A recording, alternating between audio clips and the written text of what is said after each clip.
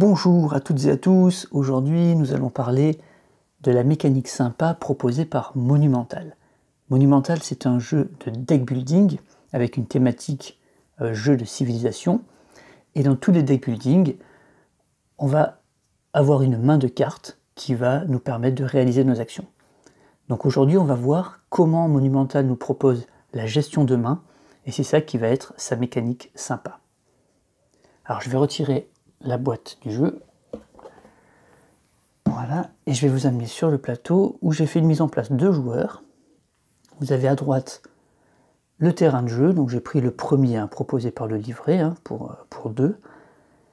Vous avez en haut les marchés de cartes, donc là où on va récupérer des cartes contre des ressources pour les intégrer à notre deck, donc ça c'est du très classique dans les jeux de deck building. Et on va voir aujourd'hui donc la gestion de main de cartes. Dans un deck building classique, on a notre pioche. On pioche par exemple 5 ou 6 cartes, et puis on regarde nos cartes, et on va essayer de combiner nos actions pour avoir les ressources nécessaires, et on avance comme ça dans le jeu. Ce que Monumental nous propose, c'est de thématiser en fait le fait que c'est un jeu de civilisation, et donc ils sont partis du principe que notre capitale, si on regarde le plateau de jeu ici, vous avez donc des tuiles de terrain un peu partout, et vous avez cette tuile ici où il y a des pavés, et ça représente en fait notre capitale, de là où partent nos unités pour aller explorer le terrain. En fait, si on zoome sur cette tuile avec les pavés, on va se retrouver sur un emplacement ici de 3 cartes par 3 cartes, donc de 9 cartes, disposées comme ça en carré, qui va représenter finalement notre main de cartes, et de là où on va récupérer nos ressources. Donc voilà ce que propose Monumental, donc c'est quelque chose qui est assez original. Alors finalement, vous allez me dire, bah oui, c'est la même chose que d'avoir les cartes en main, sauf qu'on les place sur un plateau, et c'est à la vue de tous. Alors oui, effectivement, c'est exactement ça, c'est que plutôt que d'avoir les cartes en main, ils ont trouvé cette idée de les placer comme ça, pour que visuellement on ait l'impression que ça représente les quartiers de notre capitale, et donc les bâtiments, puisque là on est dans un jeu dans la thématique et la civilisation, donc on va avoir des bâtiments qui vont rapporter des ressources. Donc voilà notre main, on la dispose comme ça finalement, donc de 9 cartes en 3 par 3. Et donc l'idée, ça va être d'activer certains de ces quartiers pour récolter les ressources dont on a besoin. Après, une fois qu'on a fait ça, tout le reste est très classique. On va avoir besoin de ces ressources pour récolter des cartes, donc de la production pour récupérer des bâtiments, de la science pour récupérer des nouvelles connaissances, des actions militaires pour déplacer nos unités sur le terrain. Tout ça, c'est du très classique. Là où ils ont amené une petite originalité, c'est comment on active nos cartes. On n'a plus nos cartes en main, donc on ne peut plus sélectionner les cartes qu'on veut dans l'ordre qu'on veut. Ici, on va devoir activer nos bâtiments en activant une ligne et une colonne. Admettons qu'à ce tour-ci, j'ai besoin surtout de science. On voit qu'on a une carte bibliothèque qui apporte de la science, une autre bibliothèque et une autre bibliothèque. Donc on aurait 3 bibliothèques dans notre capitale qui pourraient apporter de la science. Donc en activant une ligne et une colonne, si on active celle-ci et celle-ci, on a bien nos 3 bibliothèques activées qui vont nous rapporter 3 unités, 3 ressources de science qu'on va pouvoir dépenser ensuite. Donc voilà comment fonctionne le jeu. Donc on va essayer de activer la ligne et la colonne qui nous intéressent par rapport aux actions qu'on veut faire.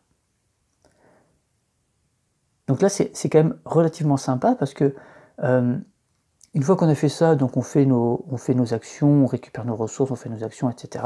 Une fois qu'on a fini notre tour, ces cartes qui ont été activées sont défaussées, Celles qui n'ont pas été activées restent sur le plateau, donc stratégiquement, il y a des choses qui sont intéressantes puisqu'on va pouvoir se garder des cartes pour plus tard si on a besoin.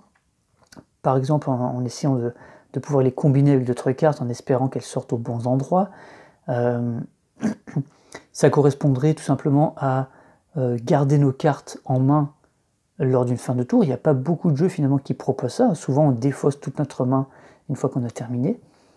Là c'est pas le cas, on garde ces cartes-là, on les défausse et puis on recomplétera par la pioche les cases qui sont vidées. Une deuxième chose qui est stratégiquement très intéressante, c'est que lorsqu'on acquiert une nouvelle carte du marché pour placer dans notre deck, admettons là, les mathématiques pourraient m'intéresser, ou la roue par exemple, donc je vais dépenser les 3 ressources de sciences que j'ai récupérées grâce à mes bibliothèques pour prendre les mathématiques, pour découvrir les mathématiques. Massification découvre les mathématiques.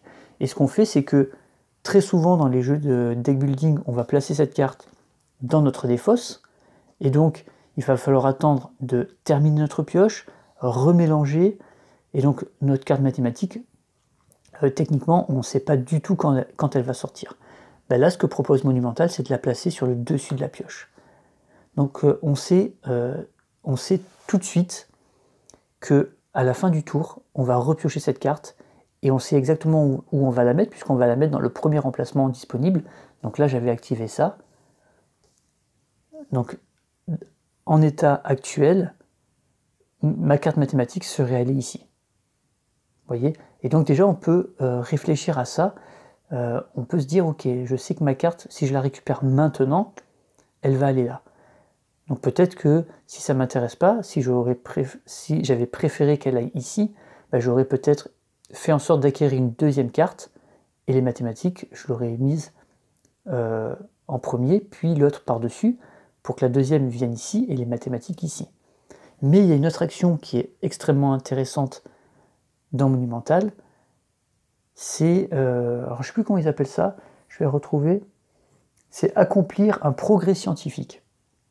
Accomplir un progrès scientifique, c'est en dépensant de la science à récupérer la carte qui est là pour la jouer tout de suite. Et donc on peut combiner le fait d'aller chercher une carte, on la pose ici, et on peut la jouer au même tour en fait. Donc ça c'est quelque chose qui est très intéressant à faire. Donc voilà, c'est une mécanique finalement qui est très simple, d'avoir mis les cartes comme ça, mais la façon dont c'est proposé permet des combos vraiment très sympas, et ça amène quand même on va dire une réflexion, une stratégie qui est assez poussée. Donc voilà pour cette mécanique sympa. N'hésitez pas à commenter si vous avez le jeu, si vous le trouvez sympa ou pas sympa, si vous avez été déçu ou si au contraire vous êtes hyper emballé.